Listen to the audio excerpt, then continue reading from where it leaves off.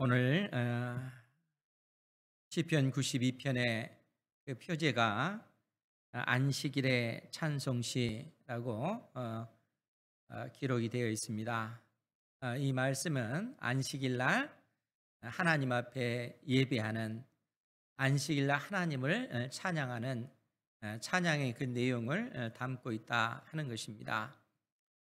그런데 제가 이 말씀의 제목을 정하면서 안식일의 그 찬송시이지만 주일에 드리는 찬양으로 이 제목을 잡았습니다. 왜 그런가 하면 사실 우리가 이제 안식일 하면 우리 하나님께서 6일 동안 온 세상을 창조하시고 7일째 안식하셨습니다. 그리고 하나님께서 이 날을 특별히 구별하시고 이 날을 복 주신 날, 그 날이 안식일인 것이죠. 그래서 이제 오늘날 우리가 안식일 하면 보통 토요일을 생각을 하는데, 왜 우리가 주일날 하나님 앞에 예배를 드리는가, 이런 의문을 가지고 계시는 분들도 있을 거라 생각이 듭니다. 그런데 하나님께서 이 안식일을 특별히 구별하시고 복을 주셨는데, 문제는 우리 인생에게 있는 것이죠. 하나님께서 이처럼 복 주신 그 날을 우리가 온전히 누리지 못하는 우리 인생의 그 연약함이 있다는 것입니다. 그러니까 우리 인생의 죄와 그 허물로 인하여 그 온전히 그 안식일을 안식일로서 누리지 못하는 이러한 비참함이 우리 인생 가운데 놓이게 된 것이죠. 그래서 우리 하나님께서 이 땅의 독생자 예수 그리스도를 보내시고, 우리 주님께서 우리 인생의 모든 죄와 허물 때문에 십자가에 못 박혀 죽으시고, 주님께서 그 죽음을 이기시고 부활하심으로써 안식의 진정한 의미, 하나님께서 복 주시고 하나님께서 구별하신 그 날의 의미를 우리 주님께서 죽음을 이기시고 부활하심으로써 그 안식의 의미를 성취하신 것입니다. 안식일에 주신 그 복을 우리가 온전히 누릴 수 있도록 우리 주님의 그 부활의 사건을 통해서 우리에게 그 안식의 참 의미가 주어졌다는 거예요. 그래서 초대교회 때부터 사도들이 안식 후 첫날 우리 주님께서 부활하신 그 날을 기억하여 주의 날, 주일이라 우리가 그래서 일컬어지고, 초대교회 때부터 이 주일을 참 안식의 의미를 회복한 이 날을 우리가 기억해서 이 주일날 하나님 앞에 예배를 드리는 것입니다. 그러니까 여러분들이 왜 우리는 토요일날 안식일날 예배를 드리지 않고 주일에 예배를 드리는가, 이 사실을 명확하게 우리의 마음속에 새기고 있어야 되는 거예요. 안식의 참 의미를 예수님의 십자가의 피와 부활 사건을 통해서 온전히 성취하셨기 때문에 그렇습니다. 하나님께서 안식일을 구별하시고 복 주신 그 의미를 주님께서 부활하심으로써 온전히 우리에게 주셨다는 거예요. 그렇기 때문에 주일날 우리가 살아계신 하나님 앞에 나와서 이처럼 예배를 드리는 것입니다. 이 의미를 먼저 명확하게 그 개념을 가지고 계시기를 바랍니다.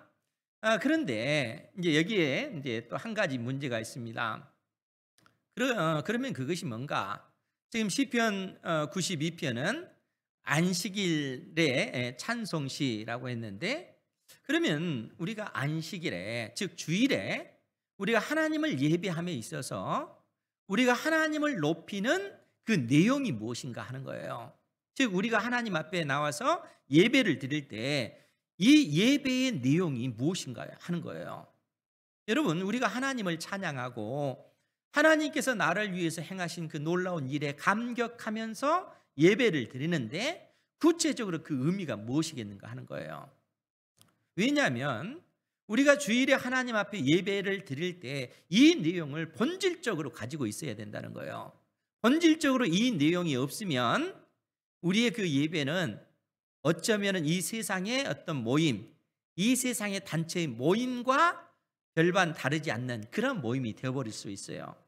그 복음의 내용이 그 속에 담겨 있지 아니하면 우리의 예배가 하나님 앞에 참되게 드려질 수가 없다는 거예요. 그렇기 때문에 오늘 시인은 안식일에 드려질 찬양, 즉 주일날 어떻게 우리가 하나님을 찬양해야 되고 어떻게 하나님께서 우리를 위해서 행하신 그 일들을 높일 것인가, 그 내용을 시편 92편을 통해서 주고 계시다는 거예요.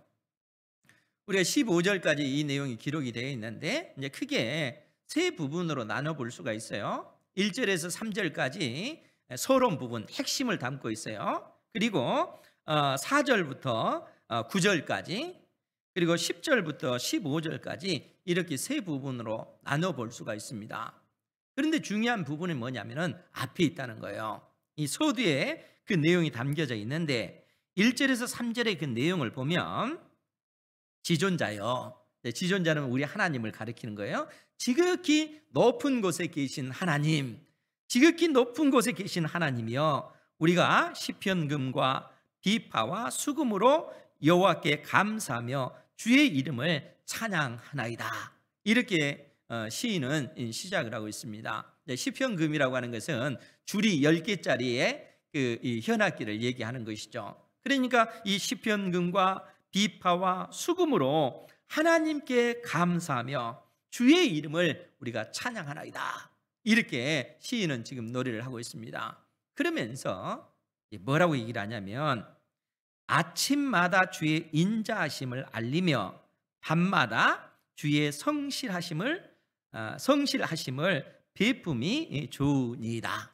예전에 그 복음성가 그 가사 중에 아마 이 내용들이 있었던 것 같아요. 그러면서 아침마다 주의 인자하심을 알리며 밤마다 주의 성실하심을 베품이 좋으니이다.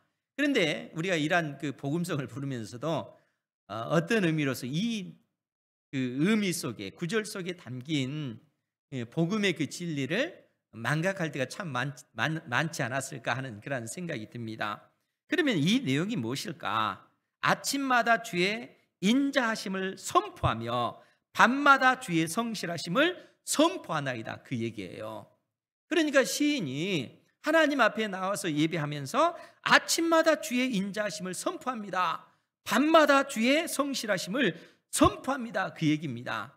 그 얘기는 아침부터 저녁까지란 얘기예요. 영원토록, 아니 우리가 이 땅에 살아가는 모든 날 동안, 전생애 동안 하나님의 그 인자하심과 하나님의 그 성실을 내가 선포하나이다. 이렇게 시인은 노래하고 있습니다. 아니 하나님의 택한 자녀들이 결국에는 이 그 복음의 내용을 하나님 앞에 찬양으로 드려야 된다는 거예요. 하나님께서 우리에게 베푸신 그 인자와 하나님께서 우리에게 베푸신 그 성실을 내가 선포하나이다. 그렇게 하면 이제 여러분들이 그러면 인자가 뭘고 성실이 무엇인가, 이런 의문이 들잖아요. 지금 하나님 앞에 예배드리기 위해서 나오는 하나님의 백성들이 하나님 앞에 찬양하는 그 핵심 내용이 하나님의 인자와 성실이라는 거예요.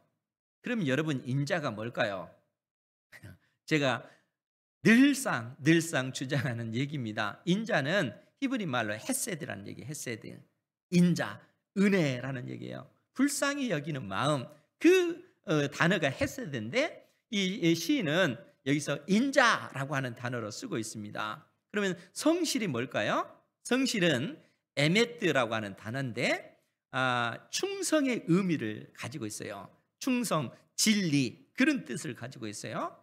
그러니까 지금 하나님의 택한 백성들이 하나님 앞에 나와서 하나님을 찬양하면서 하나님께서 우리 인생 가운데 나에게 하나님의 그 인자와 하나님의 그 성실을 베푸셨나이다. 이로 인하여 내가 하나님을 찬양하고 이로 인하여 하나님을 높이나이다. 그러니까 하나님께서 우리의 전 인생 동안 여러분들의 인생 가운데 하나님께서 베푸신 은혜입니다. 하나님의 인자와 하나님의 성실이 여러분들의 인생을 주장하고 계시다는 겁니다. 믿으시기 바랍니다. 너무 아멘 소리가 적어가지고 이게 의욕이 꺾이잖아요. 그런데 중요한 것이 있어요. 그러면 인자와 그 성실이 뭘까? 이제 그거잖아요.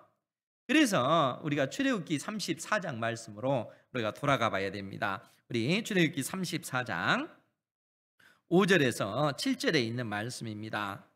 이 말씀은 하나님께서 이스라엘 백성들과 시내산에서 언약을 맺었지만 이스라엘 백성들이 하나님 앞에 범죄했을 때 하나님께서 모세를 통해서 다시 이스라엘 백성들과 언약을 체결하는, 언약을 회복하는 그러한 장면입니다. 출애굽기 34장 5절 이하의 말씀을 보면 여호와께서 구름 가운데 강림하사 그와 함께, 즉 모세와 함께 거기 서서 여호와의 이름을 선포하실세 여호와께서 모세 앞으로 지나시며 선포하시되 여호와라 여호와라 자비롭고 은혜롭고 노하기를 더디하고 인자와 진실이 많은 하나님이라. 즉 하나님께서 자기 자신을 계시를 하시는 거예요. 모세에게, 또 이스라엘 백성들에게 하나님이 어떤 분이신가. 특히 하나님께서 친히 여호와라 여호와라 이렇게 선언했을 때는 하나님이 어떤 분이신지 자기 자신을 우리로 하여금 계시해 주시는 계시의 내용이에요. 하나님이 어떤 분이신지 우리로 알게끔 해주시고 우리로 깨닫게 해주신다는 거예요.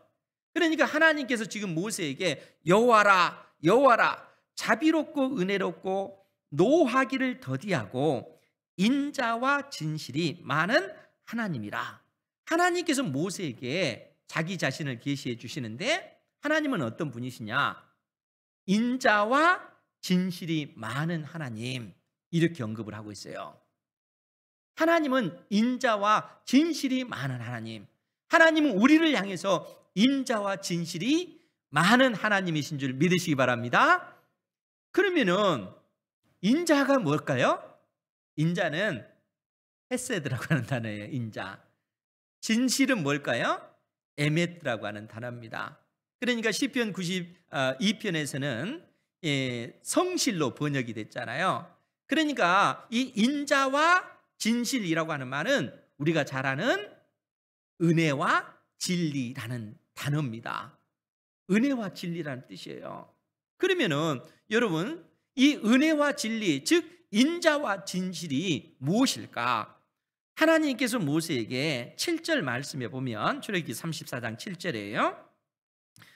거기서 뭐라고 얘기했냐면 인자를, 즉 헤세드를 천대까지 베풀며 악과 과실과 죄를 용서하리라. 그러나 벌을 면제하지는 아니하고 아버지의 악행을 자손 3, 4대까지 보응하리라. 즉 하나님께서 택한 백성에게 베푸신 인자가 어떻게 베풀어질 것인가? 즉 하나님께서 여러분들을 불쌍히 여기고 끝까지 베푸신 그 사랑이 언제까지 지속될 것인가? 하나님의 인자를, 헤세드를 천대까지 베풀며, 천대까지 베푼다는 얘기가 뭐겠어요? 하나님의 그 은혜를 영원히 베풀겠다는 거예요. 그러니까 여러분들이 예수 그리스도를 믿음으로 말미암아 하나님의 자녀로 부르심을 받았잖아요. 하나님의 자녀가 된 여러분들을 하나님께서는 여러분들이 범죄한다 할지라도 오늘부터 하나님의 자녀 아니야 라고 여러분들을 버리지 않는다는 거예요. 하나님의 은혜는 영원하다는 얘기입니다. 하나님께서 여러분들을 자녀로 택하신 그것은 영원하다는 거예요. 결코 하나님께서 여러분들을 버리지 아니하시고 끝까지 하나님의 나라를 상속받을 수 있도록 은혜를 베푸신다는 겁니다. 그것이 하나님의 헤세드의 사랑이라는 거예요. 우리를 불쌍히 여기시고 끝까지 우리를 붙잡아 주셔서 결국에는 하나님의 나라를 상속받게 해주시는 하나님의 놀라운 사랑, 그 사랑이 하나님의 헤세드라는 거예요. 그러니까 하나님께서 모세에게 그 사실을 계시해 주시는 거예요. 그러면서 뭐라고 얘기하냐면 인자를 천대까지 베풀며 악과 과실과 죄를 용서하리라. 하나님께서 우리의 모든 죄를 영원히 다 용서하시겠다는 거예요. 놀랍지 않습니까? 하나님께서 우리에게 이처럼 놀라운 은혜를 베풀어 주신 거예요. 범죄한 우리 인생들을, 영원히 멸망당할 수밖에 없는 우리 인생을 영원히 하나님께서 그 죄를 용서해 주시고 우리를 하나님의 자녀 삼으시겠다는 것입니다. 그러니까 너희의 악과 과실과 죄를 용서하리라. 그런데 주목할 것이 있어요. 그것이 뭐냐면 그러나 벌을 면제하지는 아니하고 아버지의 악행을 자손 3, 4대까지 보응하리라. 하나님께서 우리가 범죄했을 때 우리의 죄는 용서하시지만 우리를 징계하는 것은 하나님께서 하시겠다는 거예요.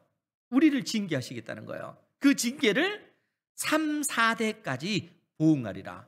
하나님께서 우리를 징계하실 때 3, 4대, 그 얘기는 짧게 하시겠다는 거예요. 그러니까 우리가 하나님의 자녀로 부르심을 받았고 그 은혜를 입은 자로서 이 땅에 거룩히 구별된 백성답게 살아야 되는데 우리가 그렇게 살지 못하면 어때요? 하나님께서는 그러한 우리를 하나님께로 다시 돌이키도록 하기 위해서 회초리를 드시고 여러분들의 종아리를 때리시는 거예요. 고통받게 하시는 거예요. 그 징계하시는 것입니다. 왜 징계하시겠어요? 우리가 하나님의 사람으로 다시 돌아올 수 있도록 하기 위해서. 그래서 제가 여러분들에게 자주 인용한 히브리서 12장 말씀 있잖아요. 제가 그 부분을 다시 한번 볼게요. 히브리서 12장 8절 이하의 그 말씀에 보면 제가 읽어드릴 테니까 잘 들으시기 바랍니다. 히브리서 12장 8절 이하의 말씀에 보면 징계는 다 받는 것이거늘 너희에게 없으면 사생자요 친아들이 아니니라. 하나님께서 우리를 징계하지 않는다면 우리는 하나님의 친아들이 아니라는 얘기예요. 징계받는 것이 당연한 것이다 라고 얘기하는 거예요. 그러면서 뭐라고 얘기하시냐면 또 우리 육신의 아버지가 우리를 징계하여도 공경하였거든 하물며 모든 영의 아버지께 더욱 복종하며 살려하지 않겠느냐. 그들은 잠시, 즉 육신의 아버지는 잠시 자기의 뜻대로 우리를 징계하였거니와. 여러분 생각해 보세요. 여러분들이 자녀들을 훈계할 때 때에 따라 자녀들을 잘 되라고 훈계하기도 하지만 우리가 약하니까 내 분에 못 이겨서 자녀들을 두들겨 팰 때가 있잖아요. 육신의 부모는 그렇다는 거예요. 그러니까 히브리서 기자가 우리 육신의 부모의 그 연약한 모습을 그처럼 지적을 하는 거예요. 그러니까 육신의 부모는 잠시 자기의 뜻대로 우리를 징계하였거니와 오직 하나님은 우리의 유익을, 자녀의 유익을 위하여 그의 거룩하심에 참여하게 하시느니라. 무릇 징계가 당시에는 즐거워 보이지 않고 슬퍼 보이나 후에는 그로 말미암아 연단 받은 자들은 의와 평강의 열매를 맺느니라. 그러니까 하나님께서 결국 우리를 징계하신 그것을 통해서 그 징계를 받으면 얼마나 고통스럽습니까? 얼마나 힘듭니까? 그런데 그 힘든 과정을 통해서 결국 하나님께서는 우리를 의와 평강의 열매를 맺도록 만드신다는 거예요. 왜 그렇습니까? 우리가 하나님의 자녀이기 때문에 그렇다는 거예요. 하나님의 자녀이기 때문에 그런 것입니다. 그러니까 하나님께서 택한 자녀에게 이처럼 놀라운 그 언약적 자비, 하나님의 헤세드의 그 사랑을 우리에게 베풀어 주신다는 거예요. 우리가 하나님의 자녀로 부르심을 받았으면 영원토록 하나님을 떠나지 아니하고 하나님의 자녀로 우리가 살아갈 뿐만 아니라 서로 우리가 범죄한다 할지라도 그런 우리를 하나님께서는 버리지 아니하시고 징계하셔서 돌아오게끔 만드시고 그리고 하나님의 나라를 상속받는 그러한 위치에 서도록 하나님께서 우리에게 이런 은혜를 베푸신 거예요. 그것이 하나님의 헤세드의 사랑이라는 거예요. 놀랍지 않습니까? 바로 그러한 사랑을 우리 자신이 입고 있다는 겁니다. 시인은 그 사실을 언급하고 있는 거예요. 그러면 여러분, 진실이라고 하는 것이 뭘까요? 에메트라고 하는 것이 뭐겠어요? 에메트라고 하는 것은 충성이라고 했잖아요. 여러분, 여러분들이 집을 계약할 때 그 계약서를 딱 쓰고 나면 계약서를 쓴 사람과 이 두 당사자가, 계약을 맺은 사람들이 계약서에 근거해서 어떻게 해요? 서로가 서로에 대해서 신실해야 되죠. 서로가 서로에 대해서 계약을 이행하는 데 있어서 충성해야 되는 거예요. 하나님께서 우리에게 헤세드의 그 사랑을 약속하시고 그 약속을 반드시 내가 지키겠다. 하나님께서는 그 약속을 지키기 위해서 충성하시겠다는 거예요. 신실하시겠다는 거예요. 끝까지 그 약속을 버리지 않냐고, 외면하지 않냐고 그 약속을 지키시는 하나님의 그 열심이 바로 충성이라는 거예요. 에메트라고 하는 단어의 진실, 진리라고 하는 얘기입니다. 그러니까 여러분, 제가 예전에도 말씀을 드렸지만 우리 주님께서 이 땅에 성육신 하실 때 요한복음 1장 14절 말씀에 보면 말씀이 육신이 되어 우리 가운데 거하심에 우리가 그의 영광을 보니 아버지의 독생자의 영광이요 은혜와 진리가 충만하더라. 그렇잖아요. 은혜와 진리. 이 은혜와 진리가 뭐라고 했어요? 이 은혜가 바로 하나님의 헤세드의 사랑인 거예요. 진리는 뭘까요? 이 사랑을 온전히 이루시기 위하여, 즉 우리를 영원한 하나님의 나라를 상속받는 존재로 만드시기 위해서 하나님께서 열심을 가지고 충성하신 그 신실한 그 모습이 진리라는 거예요. 그것이 은혜와 진리예요. 그러니까 우리는 우리의 죄로 인해서 하나님의 나라를 상속받을 만한 자격이 없는 존재잖아요. 우리 죄 때문에. 그러니까 이 일들을 신실하신 그 하나님이 이루시기 위해서 어떻게 하셨습니까? 이 땅에 우리 주 예수 그리스도께서 성육신하시고 택한 백성인 우리의 모든 죄를 짊어지시고 우리 주님께서 십자가에 못 박혀 죽으셨어요. 우리 주님께서 나의 죄 때문에 십자가에 못 박혀 죽으신 것입니다. 내가 마땅히 죽어야 될 그 죄에 대한 그 대가를 주님께서 대신 그 진노를, 하나님의 그 저주를, 하나님의 그 진노를 예수님께서 대신 받으셨다는 거예요. 그 하나님의 그 열심, 우리를 천국 백성 만드시기 위한 하나님의 그 뜨거운 그 열정이 진리라는 거예요. 그러니까 우리 주님의 그 육체 속에는 하나님의 그 은혜와 그 진리가 충만할 수밖에 없는 것이죠. 그리고 결국 우리 주님의 그 사랑이 우리를 영원한 하나님의 나라를 상속받는 자로 만드셨다는 거예요. 놀랍지 않습니까? 그것이 하나님의 그 놀라운 사랑이라는 겁니다. 그래서 오늘 시편 92편으로 돌아가서 시인이 그래서 선언한 내용이 뭡니까? 아침마다 주의 인자하심을 선포하며 저녁마다 주의 성실하심을 선포하나이다.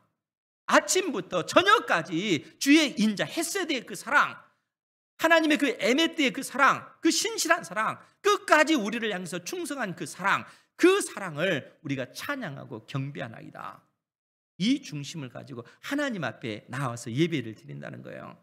그러니까 이 중심이 없으면, 이 본질적인 내용이 없으면 우리가 하나님 앞에 예배 드리는 그 예배의 가장 중요한 요소가 빠져버리는 거예요. 여러분 그렇지 않습니까?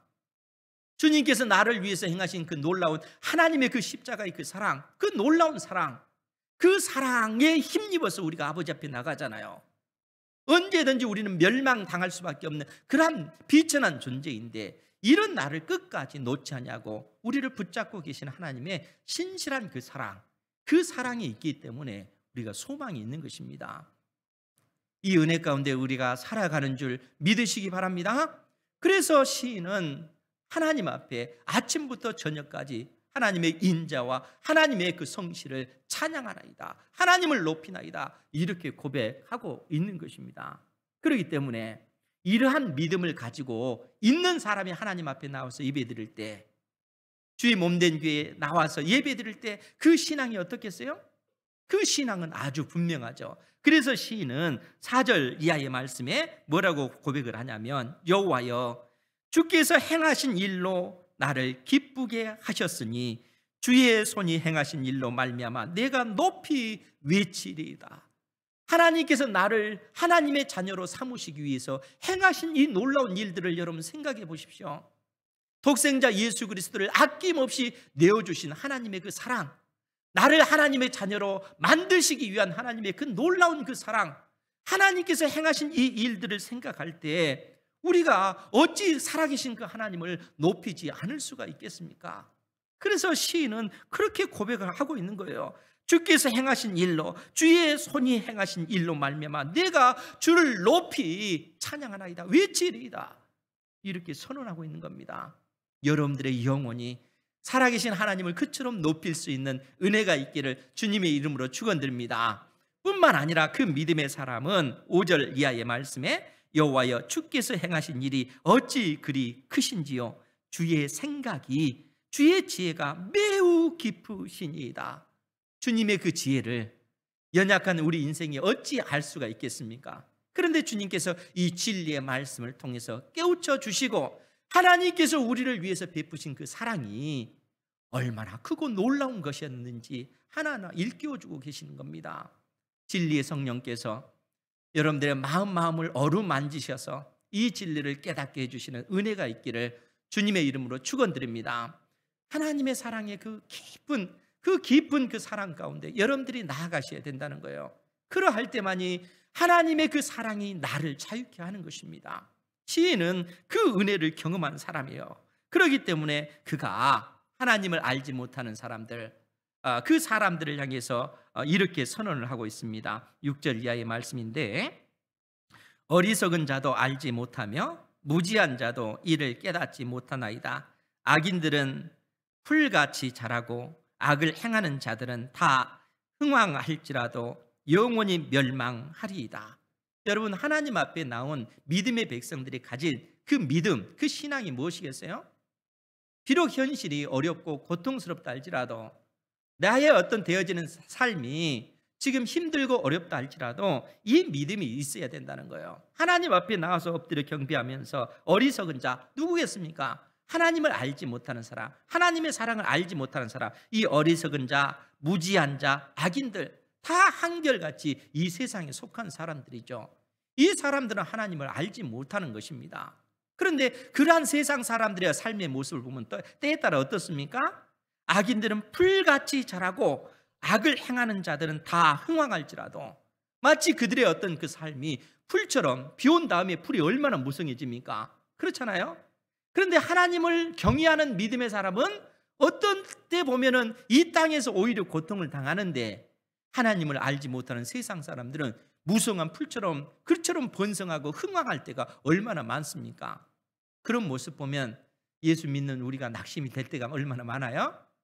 그런데 시인은 그러한 어떤 세상의 그 모습을 보면서 뭐라고 선언을 하고 있는 겁니까? 악인들은 풀같이 자라고 악을 행하는 자들은 다 흥왕할지라도 영원히 멸망하리라. 결국에는 영원히 멸망당하고 만다는 거예요. 이 신앙이 있는가 하는 겁니다. 이 믿음이 여러분들에게 있습니까? 이 믿음을 붙잡고 하나님 앞에 믿음의 삶을 살아가기를 주님의 이름으로 축원드립니다. 우리가 하나님 앞에 나와서 예배를 드린다고 할 때는 분명한 이러한 신앙을 가지고 있어야 된다는 거예요. 하나님을 아는 지식, 하나님께서 결국에는 온 세상을 심판하시고 택한 자녀들을 높이실 것이라는 그 믿음이 우리 속에 있어야 된다는 거예요. 이것이 신앙의 그 내용인 것이죠. 그러니까 여러분들이 하나님 앞에 나와서 예배 드릴 때는 단순히 세상의 그 모임이 아니라는 거예요. 어떤 정치적인 모임도 아니라는 거예요. 이 세상의 어떤 그 친목 모임도 아니라는 거예요. 우리가 함께 하나님 앞에 나와서 예배를 드릴 때는 이 복음의 내용을 우리가 가지고 있어야 되는 거예요. 하나님께서 나를 위해서 행하신 그 놀라운 은혜에 힘입어서, 우리 주 예수 그리스도의 이름에 힘입어서, 성령에 힘입어서 하나님 앞에 엎드려 경배하는 이러한 믿음이 있어야 되는 것입니다. 이러한 삶을 우리 주님께서 요구하고 계시다는 거예요. 그러니까 악한 자들이 번성한다 할지라도 결국에는 그들은 영원히 멸망당하고 말 것이다. 그것이 신앙의 내용인 것이죠. 그러면서 뭐라고 얘기합니까? 시인은 8절 이하의 말씀에 보면 여호와여 주는 영원토록 지존하시나이다. 무슨 얘기겠습니까? 우리 인생은 짧지만 높이 계신 하나님은 영원하신 하나님이시라는 거예요. 영원하신 하나님께서 악한 자들, 하나님을 경외하지 않는 자들은 심판하실 것이고 택한 자들은 결국엔 높이실 거라는 얘기죠. 그러면서 하는 얘기가 9절에 있는 내용을 보면 여호와여 주의 원수들은 패망하리이다. 정령 주의 원수들은 패망하리니 죄악을 행하는 자들은 다 흩어지리이다. 그래서 믿음으로 이렇게 선포하는 거예요. 자기를 핍박했던 이 세상은 결국은 이 세상은 그처럼 영원히 멸망당하고 말 그런 존재라는 거예요. 왜냐하면 살아계신 하나님께서 그처럼 만들어 가실 것이기 때문에. 그러니까 여러분들이 하나님 앞에 나와서 이처럼 예배를 드리면서 이 복음의 내용을 가지고, 이 신앙을 가지고 하나님 앞에 예배를 하는 것입니다. 내가 비록 힘들다 할지라도 이런 나를 하나님께서 구원해 주셨습니다. 그리고 이 내 인생이 힘들다 할지라도 이 힘듦의 과정을 통해서 하나님께서 나를 단련시켜 나가시는 것이고, 내가 하나님의 사람으로 의와 평강의 열매를 맺도록 만들어가기 위한 과정으로 나를 이처럼 인도하고 계시나이다. 이 신앙이 있어야 된다는 겁니다. 하나님께 영광 돌리는 그 신앙인 것이죠. 이러한 믿음 가운데 살아가는 여러분들 되시기 바랍니다. 그러면서 시인은 드디어 10절 이하에서 아주 담대히 선언합니다. 그러나 주께서 내 뿔을 들소의 뿔같이 높이셨으며 내게 신선한 기름을 부으셨나이다. 이제 시인은 믿음으로 선포하는 거예요. 그의 현실은 고통스럽고 어렵다 할지라도 주님, 내가 믿음으로 인내하겠습니다. 이겨낼 수 있는 힘을 주십시오 라고 하면서 그가 믿음으로 선포하기를, 그러나 주께서 내 뿔을 들소의 뿔같이 높이셨다라고 선언합니다. 뿔이 뭐예요? 영광인 것이죠. 힘이요 영광인 겁니다. 그런데 하나님께서 내 뿔을 들소의 뿔같이 높이셨어요. 모든 사람들이 나를 핍박했던 온 세상이 그러한 나를 볼 수 있도록 하나님께서 나를 높이신 것을 온 세상이 다 알 수 있도록 드러내시겠다는 거예요. 믿음의 사람을 하나님께서는 결국에는 이처럼 높이실 것이고 내게 신선한 기름을 부으셨나이다. 그러니까 유대의 어떤 이 문화는 귀한 손님이 오면 이 신선한 기름을 내어서 붓는 그 일들을 하잖아요. 그러니까 하나님께서, 우리 주님께서 우리를 위해서 신선한 기름을 부으신다. 그 얘기는 우리를 그처럼 존귀한 존재로 높이시겠다는 그 얘기입니다. 그러니까 시인은 그 믿음을 선포하는 거예요. 주님, 오늘 제가 지난주 한 주간 동안 사는 그 삶이 너무나 어려웠습니다. 나를 핍박하는 세상 사람들도 있었고 또 내가 원하는 대로 뜻대로 되지 않는 그러한 일들도 있었습니다. 이로 인해서 제가 너무 낙심이 됩니다. 그러나 주의 말씀을 의지하여 주님께서 결국에는 내 뿔을 높이실 것이고 주님께서 내게 신선한 기름을 부으실 것을 믿습니다. 이 믿음 가운데 살도록 도와주십시오. 이 좌절되는 그 상황 속에서 나를 일으켜 세워주십시오. 믿음의 사람은 그렇게 기도하는 거예요. 그런 기도를 드리는 여러분들 되시기 바랍니다. 우리가 하나님 앞에 나와서 이처럼 이 복된 날 하나님을 예배한다는 이 자체가 이 믿음을 전제하고 있기 때문에 그렇다는 거예요. 그러니까 이 복음의 내용을 여러분들이 분명하게 여러분들 중심에 가지고 하나님 앞에 예배를 드려야 되는 거예요. 그러지 않냐면 세상에 모인 거 똑같다고 했잖아요. 이 중심, 이 복음의 내용이 여러분들 속에 있어야 된다는 거예요. 그러니까 시인은 그러한 상황 속에서 하나님 앞에 그처럼 고백하면서 동시에 11절에 내 원수들이 보응받는 것을 내 눈으로 보며, 즉 내 원수들이 심판받는 것을 내 눈으로 보며 일어나 나를 치는 행악자들이 심판받는 것을 내 귀로 들었도다, 이렇게 선언하는 거예요. 지금 이 일들이 지금 일어난 것이 아니에요. 들었도다 이렇게 선언한 이유는 하나님께서 분명히 그렇게 만들어 가실 것이기 때문에. 왜요? 하나님은 살아계신 하나님, 살아계신 그 하나님은 택한 백성들에게 인자와 성실로 택한 백성들을 인도해 가시기 때문에 그렇다는 거예요. 하나님께서 택한 자녀들을 그처럼 인도해 가신다는 것이죠. 그러니까 결국에는 하나님께서는 우리를 들소의 뿔처럼 높이실 것이고 우리를 대적하는 이 세상의 그 세력들은 영원히 멸망당하는, 영원히 멸망시키실 것을 믿음으로 이처럼 고백을 하고 있는 것입니다. 그러면서 자기 자신을, 예수 그리스도를 믿는 여러분들을 뭐라고 표현을 합니까? 12절에 의인은 종려나무같이 번성하며 레바논의 백향목같이 성장하리로다. 이 의인, 보다 구체적으로 적용을 한다면 오늘 하나님 앞에 나와서 이 주일날 하나님 앞에 나와서 또 영상으로 하나님을 경배하는 그 믿음의 백성들을 얘기하고 있는 거예요. 우리를 이야기하고 있다는 거예요. 이 의인은 자기가 스스로 어떤 의로운 행동을 했기 때문에 의인이 아니라 우리 주 예수 그리스도의 십자가의 피로 우리가 구속이 되었기 때문에, 구원받았기 때문에 하나님께서 우리를 의인다 이렇게 인정해 주는 거예요. 그리고 우리가 그러한 신앙이 있기 때문에 이 복된 날 하나님께서 복 주시고 구별하신 이 날 세상 가운데 나가는 것이 아니라 이 날 하나님 앞에 나와서 우리가 한 마음 한 뜻으로 하나님을 찬양하고 예배하는 것입니다. 주님께서 나를 위해서 베푸신 그 언약적 자비, 인자와 그 성실을 우리가 찬양하고 높이는 것이죠. 하나님께서 놀라운 그러한 은혜를 베푸신 거예요. 그러니까 의인은 종려나무같이, 종려나무는 야자나무를 얘기하는 거예요. 야자나무 여러분들 알잖아요. 이 나무가 둥근 큰 나무가 기둥처럼 딱 서 있으면 위에는 그냥 왕관처럼 쫙 퍼져 있는 그 야자수 있잖아요. 그러니까 하나님께서 우리를 종려나무같이 번성하며 레바논의 백향목같이 성장하리로다. 백향목처럼 쭉 뻗은 그 나무처럼 우리를 하나님께서 만드시겠다는 거예요. 악인은 어떻게 표현했습니까? 세상에 속한 사람은 풀과 같다고 했잖아요. 무성한 풀과 같다고 했잖아요. 그런데 택한 하나님의 자녀들은 이 종려나무와 같이 또 백향목과 같이 하나님께서 우리를 성장시켜 주시겠다는 거예요. 그러면서 시인은 그 이유는 여호와의 집에 우리가 심겨졌으며 우리 하나님의 뜰 안에서 번성하리로다. 우리가 하나님 안에 있기 때문에 그렇다는 거예요. 우리가 하나님의 자녀이기 때문에 그렇다는 것이죠. 그러면은 그러한 하나님의 품 안에 있으면 우리의 인생이 어떻겠어요? 우리의 삶이 어떻겠습니까? 그래서 시인은 믿음의 눈으로 자기의 어떤 삶을 내다보면서 이처럼 선포하는 거예요. 14절 15절 그는 늙어도 여전히 결실하며 늙어도 여전히 열매를 맺으며 진액이 풍족하고 빛이 청청하니 여호와의 정직하심과 나의 바위 되심과 즉 여호와께서 나의 반석 되심과 그 얘기예요. 여호와의 정직하심과 여호와가 나의 반석 되심과 그에게 불의가 없음이 선포되리로다. 그래서 시인은 이처럼 노래하고 있는 겁니다. 그 노래가 주일에 드려지는 찬양이라는 거예요. 하나님께서 복 주신 이 날, 하나님께서 구별하신 이 날 우리가 살아계신 하나님을 찬양하는 그 복음의 그 내용이라는 거예요. 그러니까 이러한 믿음 가운데 우리가 하나님 앞에 나와서 예배를 드려야 되는 거예요. 내가 하나님의 사람입니다. 믿음의 사람입니다. 그래서 하나님께서 구별하시고 복 주신 이 복된 날, 이 주일날 내가 하나님 앞에 나와서 예배 드리나이다.